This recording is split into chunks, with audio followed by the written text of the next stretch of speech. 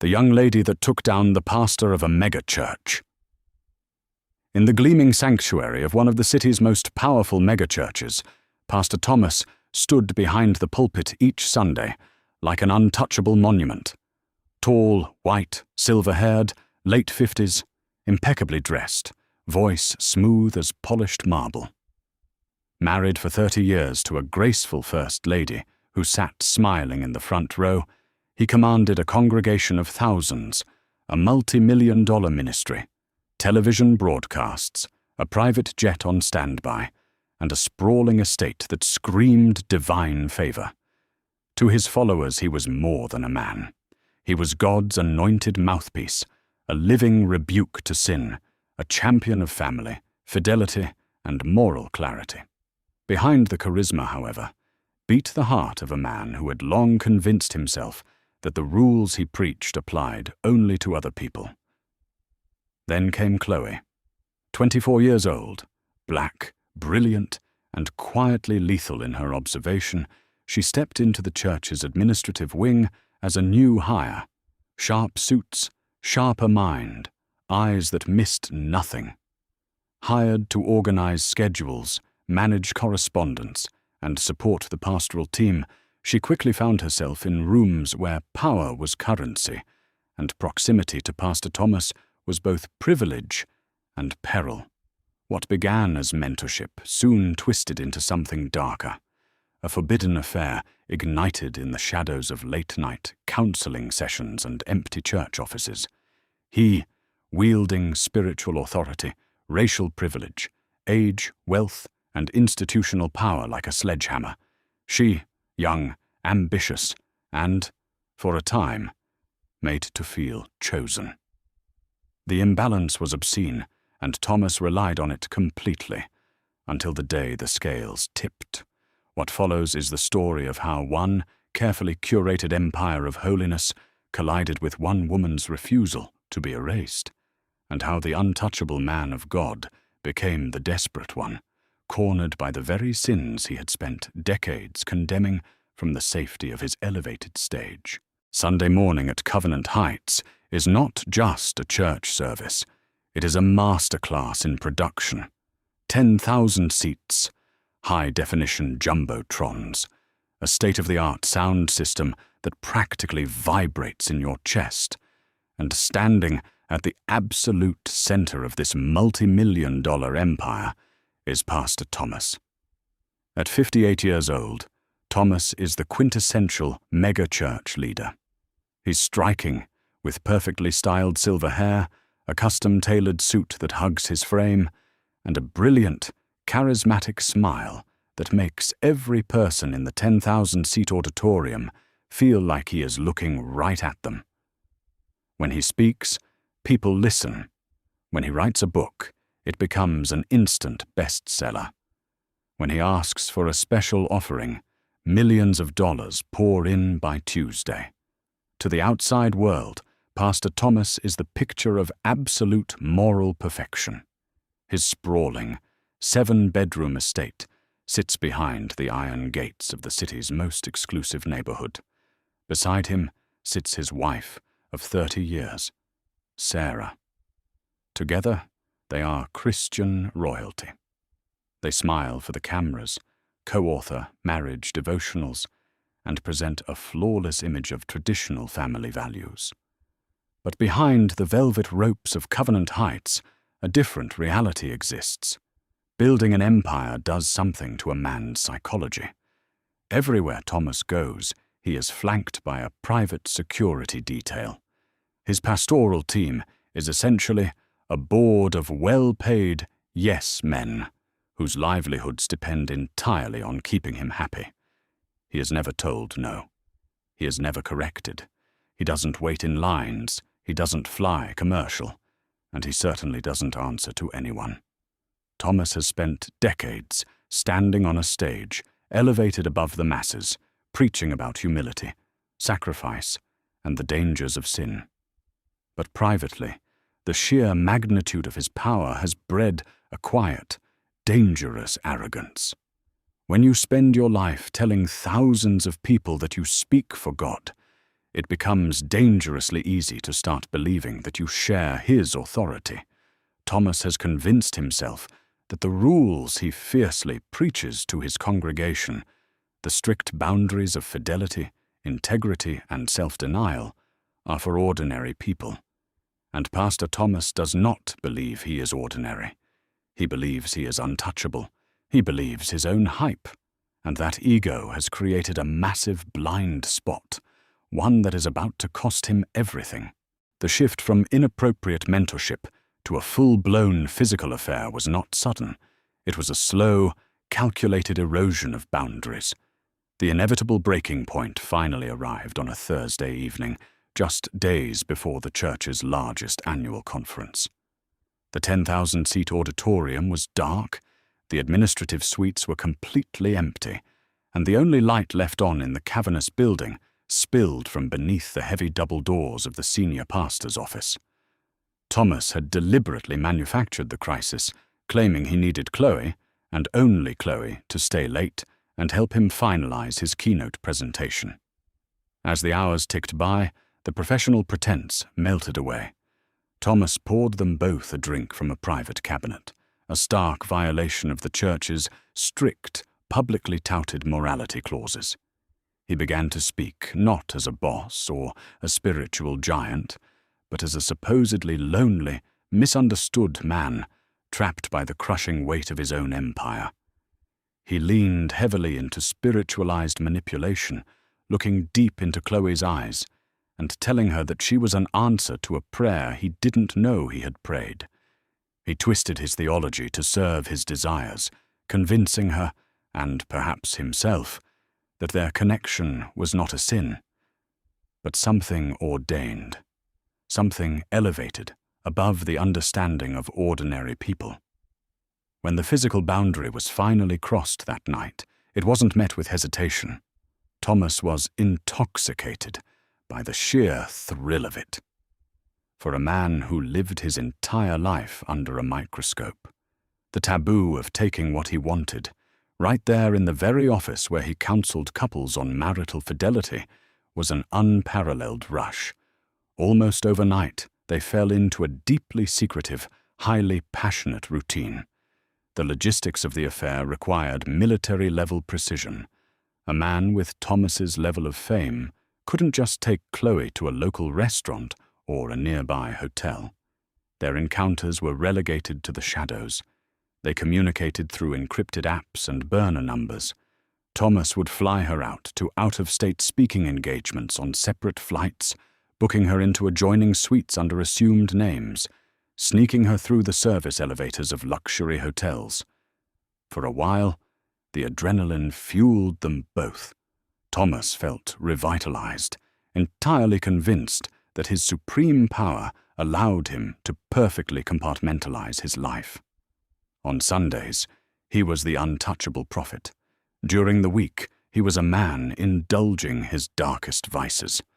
He truly believed he had mastered the art of the double life. As the weeks bled into months, the intoxicating adrenaline of the secret affair began to sour.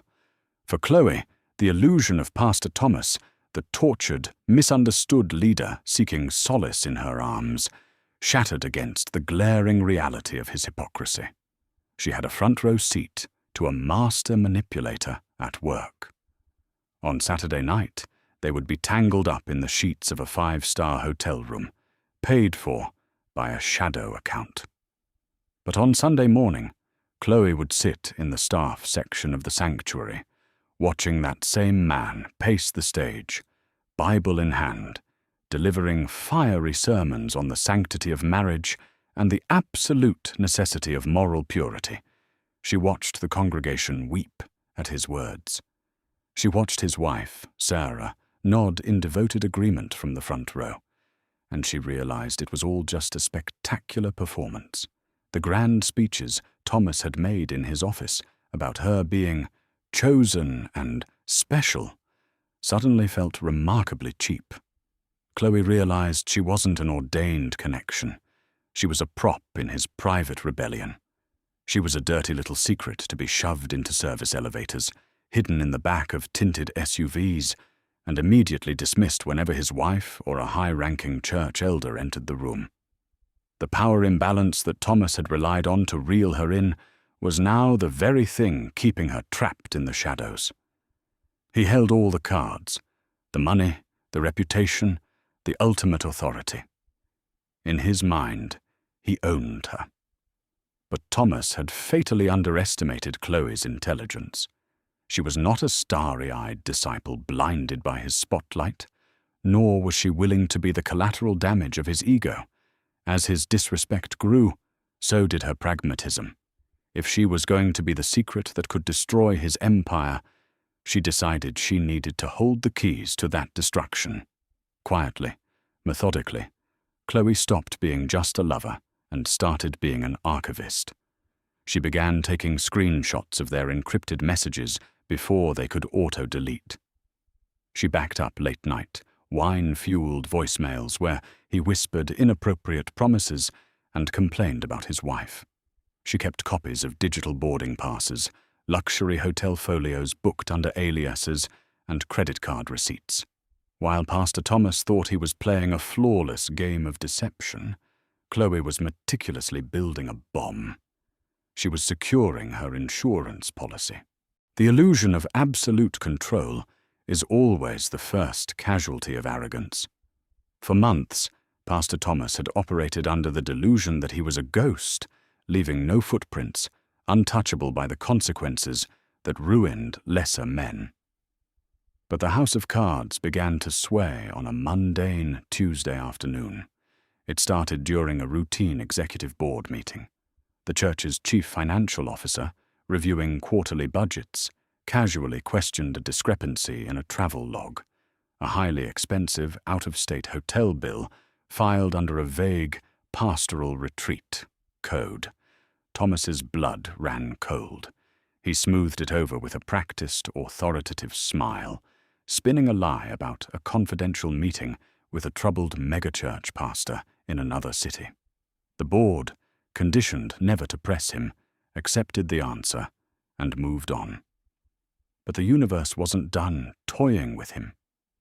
That very same evening, while Thomas was in the shower, his wife, Sarah, walked into the bedroom. He stepped out to find her holding his iPad, staring down at a cryptic, poorly timed text message from a burner number that he had forgotten to silence. Again, Thomas deployed his silver tongue. He gaslit her effortlessly, explaining it away as a spam message or a confused congregant. Sarah set the tablet down and walked away, seemingly satisfied. But Thomas didn't sleep that night. Lying awake in the dark of his sprawling, silent mansion, the terrifying reality of his situation finally pierced his massive ego. He had been playing Russian roulette with a fully loaded chamber. He looked at the vaulted ceilings of his bedroom. He thought about his multi-million-dollar book deals, his syndication rights, his private security, and the absolute adoration of 10,000 people. He envisioned the catastrophic media circus, the weeping congregation, the freezing of his assets, and the utter humiliation of a public divorce. The adrenaline that had once made the affair so intoxicating instantly curdled into sheer, suffocating panic. In the cold light of self-preservation, the cost-benefit analysis of his double life violently shifted. Chloe was no longer an exciting escape or an ordained connection. She was a walking, talking liability. She was a lit match in a room full of gasoline. Survival instinct took over. To protect his empire, the threat had to be neutralized immediately. Pastor Thomas decided, with the ruthless, cold calculation of a corporate CEO, that the affair was over. He would pull the plug, cut his losses, and bury the transgression forever. He went to sleep that night, convinced that he could simply wipe the slate clean, completely unaware that he was about to walk into a trap that was already set. The execution of the breakup was textbook Pastor Thomas, cold, corporate, and entirely dressed up in religious rhetoric. The following Monday, he summoned Chloe to his sprawling corner office. He didn't offer her a drink this time. He didn't close the heavy oak doors or dim the lights to create a false sense of intimacy. He sat securely behind his massive mahogany desk, a physical barrier emphasizing his authority, and looked at her not as a lover, but as a subordinate. When he spoke, his tone was entirely devoid of the passion he had displayed in hotel suites just weeks prior. He deployed the spiritual discard maneuver, a tactic perfectly designed to absolve himself of any guilt while silencing the other person. He leaned forward, adopting a practiced expression of solemn, pastoral grief. He told her that God had spoken to him clearly over the weekend. He claimed he was experiencing a profound spiritual conviction regarding their inappropriate emotional entanglement. He wept slightly, wiping away a dry tear, and declared that he had to be a better man, a better husband to Sarah, and a more faithful shepherd to his flock. He didn't apologize for his actions. He framed the entire affair as a mutual spiritual failing, a momentary lapse in judgment that the Lord was now demanding they repent of. He offered to pray with her. He told her that, for the sake of her own soul and her career, they could never speak of this again. He expected her to internalize the shame, to bow her head, accept the spiritual chastising, and quietly retreat back to her cubicle. In Thomas's mind, the transaction was complete. He had successfully reframed his betrayal as a holy awakening. He viewed Chloe as nothing more than a disposable casualty of his ego, a naive girl who would be too intimidated by his power and too embarrassed by her own participation to ever breathe a word of the truth. He stood up, adjusted his custom-tailored suit, and waited for her to leave the room. He truly believed he had just neatly tied up the only loose end in his perfect life. Pastor Thomas stood by his desk, waiting for the tears. He waited for the trembling apology, the quiet submission he was so accustomed to extracting from his congregation. But Chloe didn't cry. She didn't bow her head in shame. Instead, she sat perfectly still, studying him with a cold, terrifying clarity. And then a slow, cynical smile crept across her face. She reached into a bag and pulled out a sleek electronic tablet, setting it down on his pristine mahogany desk. The sharp clack of the glass against the wood shattered the pious, holy atmosphere he had so carefully constructed. Chloe leaned forward, entirely unbothered by the heavy oak doors, the massive office, or the spiritual giant sitting across from her. She calmly explained that she wasn't the least bit interested in his sudden, highly convenient religious awakening. And to prove it, she tapped the screen. Right there, laid out in meticulous, chronological order, was her insurance policy. Thomas stared in absolute horror at high-definition screenshots of his deleted, encrypted text messages. He saw the digital folios of 5-star hotel suites booked under his shadow aliases. He saw his own credit card receipts. Then, Chloe tapped an audio file. Suddenly, filling the quiet, cavernous office, was the sound of his own voice. A late-night, wine-soaked voicemail where the great Pastor Thomas explicitly detailed his physical desires for her, followed by a bitter, mocking rant about his wife. The blood instantly drained from Thomas's face. The massive power dynamic he had weaponized to groom, isolate, and use her evaporated in the span of 60 seconds.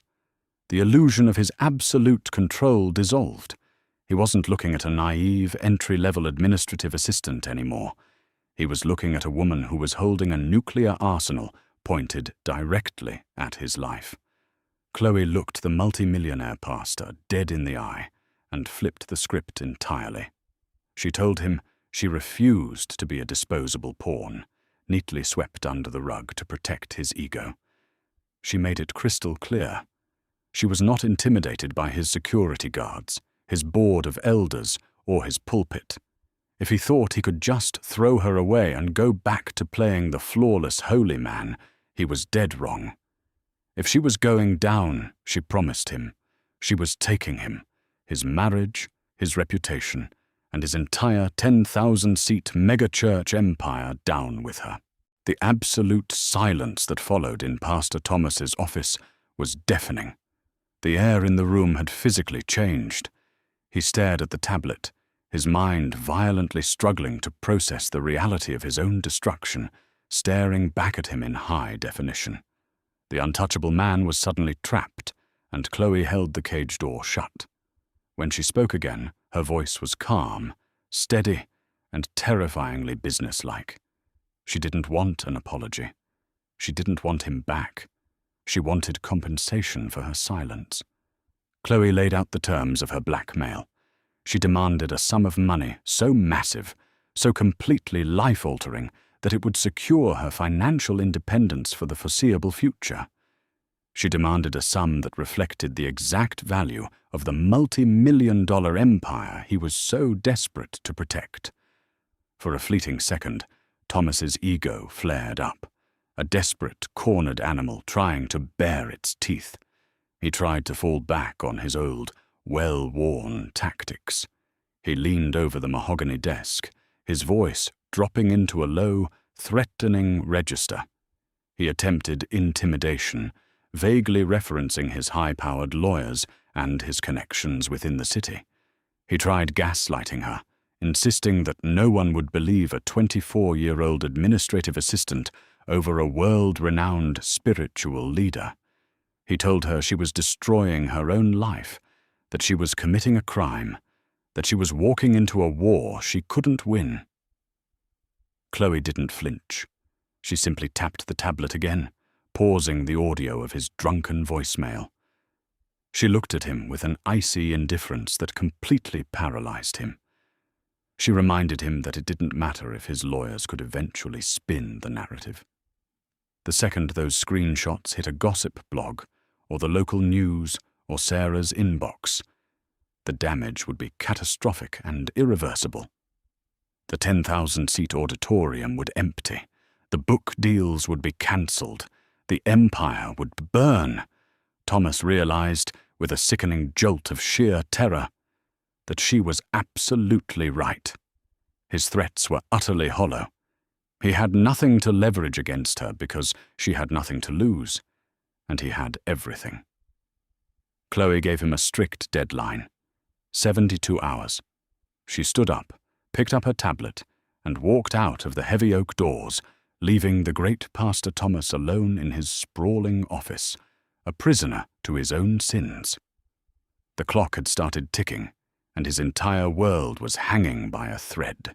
The 72 hours that followed were a waking nightmare for Pastor Thomas. The confident, charismatic leader who commanded 10,000 people with a single microphone was reduced to a frantic, paranoid shell of a man. His entire existence became a desperate scramble for cash. The sum Chloe had demanded was staggering, and the logistics of securing it were a labyrinth of potential exposure. Thomas was a very wealthy man, but his wealth was highly visible. He couldn't simply transfer a massive lump sum from his joint checking accounts. His wife, Sarah, monitored their personal finances closely. He couldn't liquidate large stock portfolios without triggering tax alerts and questions from his financial advisors. And he absolutely could not siphon funds from the church's accounts. Covenant Heights underwent rigorous annual audits, and a 6-figure withdrawal would instantly flag the executive board. He was entirely boxed in by the very transparency he publicly championed.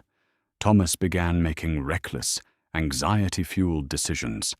He called in favors from wealthy, discreet associates, vaguely citing a sudden, highly sensitive personal investment opportunity that required absolute confidentiality. He considered taking out secret, high-interest loans against assets Sarah wasn't fully aware of. He even stared at a private, discretionary, pastoral care fund he had access to, agonizing over whether he could quietly drain it and slowly replace the money over the next year. Every time his phone buzzed, his heart hammered against his ribs. Every time Sarah walked into a room, he forced a strained, terrifyingly fake smile, terrified she had somehow discovered the impending implosion of their life. He couldn't eat. He couldn't sleep. The pressure was suffocating. He paced the floor of his private study at 3 a.m., the walls of his 7-bedroom estate feeling more like a cell with every passing hour. By the morning of the deadline, Thomas was emotionally and mentally unspooling. He had managed to scrape together the funds, utilizing a complex web of quiet liquidations and off-the-books borrowing that would take him years to untangle. He had the money, but the cost to his sanity was immeasurable. He had spent his entire adult life preaching about the heavy, inescapable wages of sin. Now, sitting alone in the dark, clutching a heavy leather briefcase, Pastor Thomas was finally about to pay up. The exchange didn't happen in a plush corner office or a luxury hotel suite. It happened in the dead of night, on the top level of a bleak, concrete parking garage, miles away from the manicured lawns of Covenant Heights. Thomas sat in his idling SUV, gripping the steering wheel. His perfectly styled silver hair was disheveled, and the deep, dark circles under his eyes betrayed a man who hadn't slept in days. When Chloe walked up to the passenger window, the contrast between them was glaring.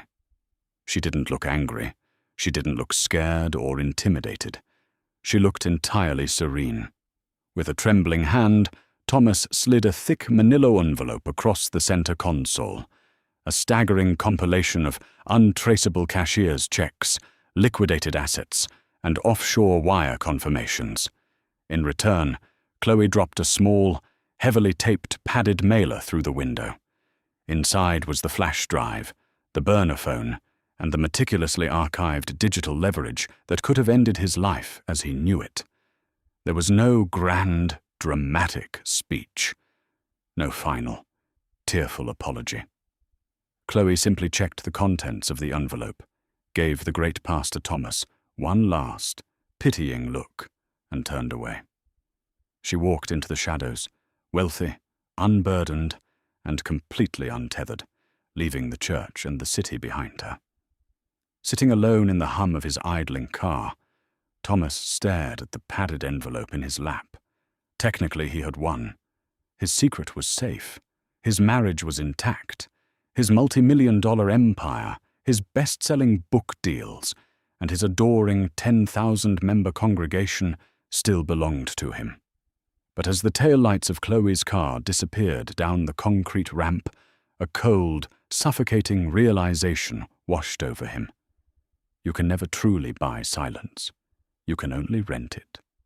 He would never know for absolute certain if she had kept a hidden copy of those files. He would never know if she might wake up in 5, 10, or 15 years and decide she wanted more. For the rest of his life, every time his phone buzzed with an unknown number, his chest would tighten. Every time a new, young face sat in the front row of his church, his breath would catch. He was returning to his sprawling estate, and his velvet pulpit, a financially wounded and deeply paranoid man. Pastor Thomas had successfully saved his flawless public image, but he had mortgaged his sanity to do it. He had spent decades building a magnificent, untouchable empire, completely unaware that he was simply constructing a prison of his own making. In the end, Chloe walked away with 7 figures wired to an offshore account she had quietly prepared months earlier. She left the city, the church, and the country behind. No dramatic farewell, no public statement, just absence. The evidence, every text, every photo, every hotel receipt, every whispered voicemail, vanished with her. She had played the game exactly as he had taught her, ruthlessly, strategically, and without apology. Pastor Thomas returned to the pulpit the following Sunday. The sanctuary lights still blazed, the worship band still played, the ushers still smiled, and the congregation still rose to their feet when he appeared. From the outside, nothing had changed. He preached on grace, on redemption, on the cleansing blood of Jesus, words that now tasted like ash in his own mouth. But inside, the man was different. The empire was intact, yet hollowed. Every late-night text from an unknown number sent his pulse racing. Every finance meeting carried the quiet terror that someone might notice the missing funds. He slept with one eye open, haunted not by Chloe herself, but by the knowledge that she could return at any moment, or that someone else, some day, might discover what she had chosen to bury. He had paid the ransom to keep his secret. In doing so, he purchased not freedom, but a different kind of cage, one lined with paranoia, isolation, and the permanent knowledge that his public righteousness rested on a foundation of private ruin. Chloe had not destroyed him.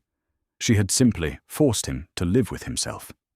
Because in the dark, no amount of power, no volume of preaching, no size of congregation can shield a man from the consequences of the life he actually lived. The pulpit may still be his, but the prison is his alone.